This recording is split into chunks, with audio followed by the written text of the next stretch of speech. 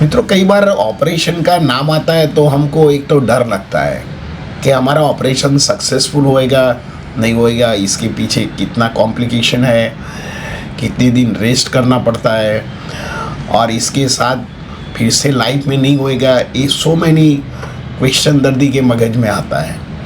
परंतु दर्दी का इतना पेन और इतना डिस्कम्फर्टेबल होता है तो दर्दी ऑपरेशन करने के लिए सरेंडर हो जाता है। तो ऐसे आज एक ऐसे रोग है जो आप बिना ऑपरेशन जो होम्योपैथिक सारवार लेते हैं, तो ऐसे रोग बिना ऑपरेशन की ज़रूरत ही नहीं पड़ती और एक कंप्लीट क्योर हो जाता है और लाइफ में फिर से होता ही नहीं है। तो आज ये डिजीज़ के बारे में बात करेंगे। Hello friend, I am doctor Harshad Rawal, MD homeopaths, और मेरी चैनल में आपका स्वागत है।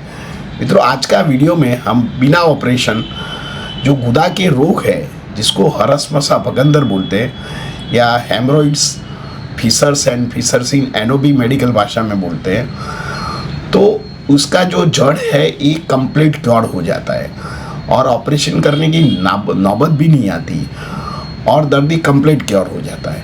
कई बार दर्दी ऐसा होता है कि भाई ऑपरेशन करने के बाद भी रिकरेंट होता है, तो ऐसे कंडीशन में भी होम्योपैथिक उनके जो एरिया में जो कोष है, जो सेल्स है, वो फिर से रिपेयर हो जाता है और इंटरनल और एक्सटर्नल दोनों रिपेयर हो जाता है और दर्दी फिर से हेल्दी हो जाता है। तो आज हम 3 डिजीज़ के बारे में हम बताएंगे और शॉर्ट में कुछ होम्योपैथिक के बारे में भी बताएंगे। पर ऐसे रोग में आप कोई होम्योपैथ के पास जाके ट्रीटमेंट लो तो इससे आपको 100% फ़ायदा भी होता है और अच्छा भी होता है। मैंने 35 साल की मेरी होम्योपैथिक प्रैक्टिस में 10 से 15 हज़ार ऐसे पेशेंट देखे हैं जिसको हेमरॉइड्स या फिशर्स एंड फिशर्स इन एनो होते हैं, ये कंप्लीट क्योर हो जाता है। ये ट्रीटमेंट इतना लंबा नहीं होता है, 3 to 6 मंथ होता है। साथ में दर्दी को हम उसकी लाइफस्टाइल भी सिखाते हैं। ये सब कोर आप दवा के साथ लाइफस्टाइल चेंज करते हैं तो ऐसे रोग मिट जाता है और ऑपरेशन की ज़रूरत नहीं पड़ती है। तो आपके जो प्रॉब्लम हो या आपको कोई फ्रेंड या रिश्तेदार को है तो आप ज़रूर उसको होम्योपैथिक ट्रीटमेंट दिलाइए, तो ये कंप्लीट क्योर हो जाता है। तो आज का वीडियो है ये हरसमसा भगंदर के बारे में। तो सबसे पहले हम हेमरॉइड्स के बारे में बताएंगे, पाइल्स के बारे में बताएंगे। तो पाइल्स ये हमारे गुदा जो होता है संडास मार्ग के आजू बाजू में होता है। ये कई बार एक संख्या में होता है, कई बार मल्टीपल संख्या में होता है।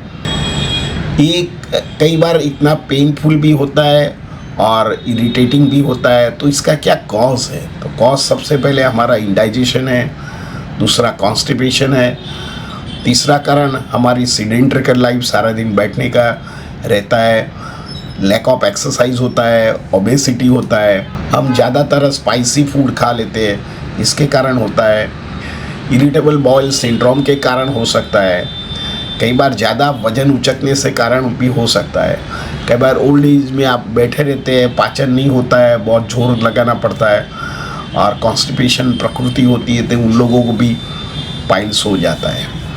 तो ये पाइल्स का एक और कारण है। इसमें 2 प्रकार के पाइल्स होता है, एक इंटरनल पाइल्स होता है, ये ब्लीडिंग वाला होता है, एक्सटर्नल पाइल होता है, ब्लाइंड होता है, इसमें ब्लीडिंग नहीं होता है। तो ये दोनों विदाउट ऑपरेशन क्योर हो जाता है। इसमें दर्दी को कई बार संडास में खुजली आता है, टाइटनेस लगता है, दर्दी को जलन होता है, दर्दी को इतना पेन होता है तो बैठा नहीं जाता है, खड़ा भी नहीं जाता है, कई बार दर्द पीछे भी आ जाता है और पेशाब की जगह और पैर तक चला जाता है। दर्दी संडास करने के बाद 1 घंटे तक दर्दी को पेन और जलन भी रहता है।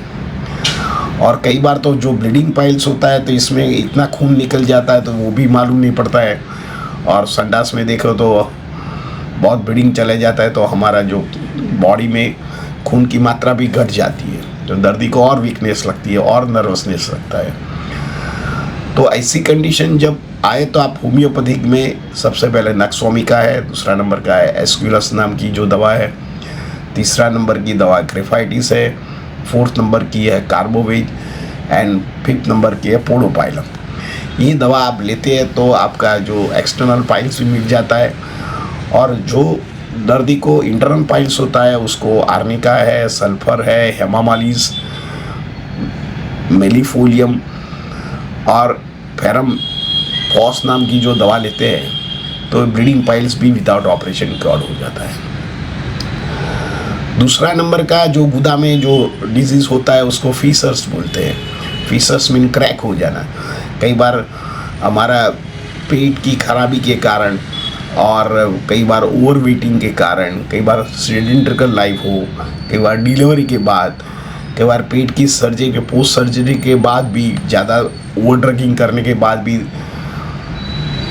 जो दर्दी को गट बैक्टीरिया में डिस्टर्बेंस आ जाते हैं और कई बार स्ट्रेस की वजह से प्रॉपर नींद नहीं लेते, ओवरवेट होते हैं, ओबेस होते हैं, उन लोगों को ये फीसर्स की प्रॉब्लम रहती है। लेडीज़ को कई बार फॉर्सेप डिलीवरी के बाद भी ये गुदा में क्रैक हो जाती है और इसमें दर्दी को बहुत जलन लगती है। इतनी जलन लगती है कि किसने अंदर कुछ मिर्ची का पाउडर या आप चिली पाउडर डाल दिया हो। कई बार दर्दी को फाउल स्मेल होती है, बार बार संडास करते हैं तो संडास के बाद भी 1 घंटे तक दुखता है। दर्दी हैरान परेशान हो जाती है और कोई भी दवा इसमें काम नहीं करता है। तब आप ये ऑपरेशन का सोच लेते हैं, पर ऑपरेशन से वो पार्ट में आपको 2 से 3 महीना या 1 साल आपको ठीक रहता है, बाद में फिर से प्रॉब्लम हो जाता है। तो ऐसी जब कंडीशन आए तो आप होम्योपैथिक की ज़रूर होम्योपैथिक ट्रीटमेंट लीजिए। होम्योपैथिक में आप graphites, nux vomica, acid nitricum, podophyllum and आप एस्क्यूलस का उपयोग कर सकते हैं। ये दवा 30 पोटेंसी में लेने का है और लॉन्ग टर्म लेने का है। थर्ड नंबर का जो डिजीज़ है गुदा के मार्ग में, इसको फिशर सिनेनो बोलते हैं। जो फिशुला नहीं मिटता है और इसमें इन्फेक्शन रहता है तो ये गुदा के आजू बाजू में एक छोटा बॉइल्स हो जाता है। ये बॉइल्स धीरे धीरे इसमें से पानी और पस निकलता है और इसमें बदबूदार स्मेल भी आता है और दर्दी को 15 दिन ठीक होता है और फिर से 15 दिन के बाद फिर से रिपीट होता है और ऐसे प्रक्रिया 1-2 साल चलते जाती है और दर्दी ठीक नहीं होता है। और जब ट्रैक भरने का होता है तो दर्दी बैठ नहीं पाता है। संडास जाने के बाद भी दर्दी को अंदर शार्प कटिंग पेन होता है, ऐसा लगता है। कई बार तो ब्लीडिंग भी होता है, कई बार पस निकलता है, दर्दी को कमर भी दुखता है। तो ये फिशर सिनेनो की जो तकलीफ दर्दी को रहती है तो उसको मेडिकल भाषा में फिशर सिनेनो या आप आम भाषा में उसको बगंदर भी बोलते हैं। और अनट्रीटेड बगंदर रहता है तो मल्टीपल बॉइल्स भी हो जाता है और दर्दी को गुदा का कैंसर भी हो सकता है। तो इसको प्रॉपरली ट्रीटमेंट कराइए। कई बार तो ऑपरेशन करते हैं तो भी सक्सेसफुल नहीं रहता है, क्योंकि ऑपरेशन टेम्पररी ठीक करता है और फिर से ये रिपीटेशंस हो जाता है।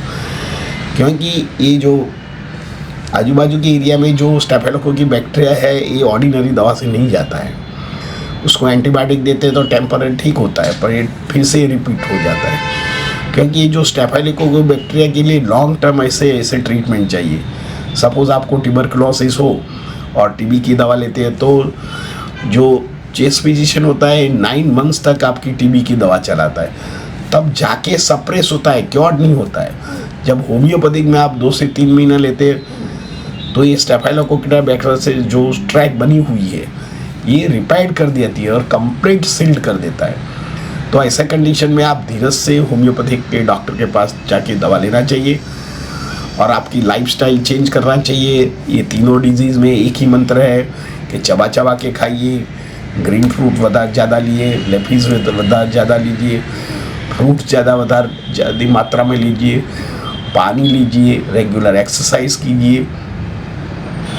आपकी सेडेंट्रिक लाइफ है तो वेट कंट्रोल कीजिए और फाइबर की मात्रा आप इसबगोल या सीलियम हस्क ले सकते हैं, त्रिफला भी ले सकते हैं। ये सब रेचक है तो इससे क्या होगा कि आंतरडा की आजू बाजू की दीवार के जो मसल्स है, कोर मसल्स है, ये सॉफ्टनर होता है तो हमारा जो आंतरडा में चूना मरड़ा होता है इसको जोर नहीं करना पड़ता है और ये इसी तरह स्टूल पास होता है। तो ऐसे दर्द में दर्दी को जो ये डिजीज़ हो जाता है तो ये प्रिवेंट हो सकता है। और जो होम्योपैथिक में आप फिशुला के लिए आप हेपारसल, कैलकेरिया कार्ब, रेटिनिया, पियोनिया और सल्फर एंड एपिस का उपयोग कर सकते हैं। रेगुलर एक्सरसाइज कीजिए तो आपको ये जो हरस मसा भगंदर या haemorrhoids, piles, fissures and fissures in एलो, ये जो डिजीज़ है विदाउट ऑपरेशन क्योर होता है और कंप्लीट क्योर हो जाता है। जिन लोगों ने सर्जरी किया है ये भी आप ट्राई कर सकते हैं, तो उसको भी ये कंप्लीट क्योर हो जाता है। तो आप होम्योपैथिक ज़रूर ट्राई कीजिए। Thank you very much.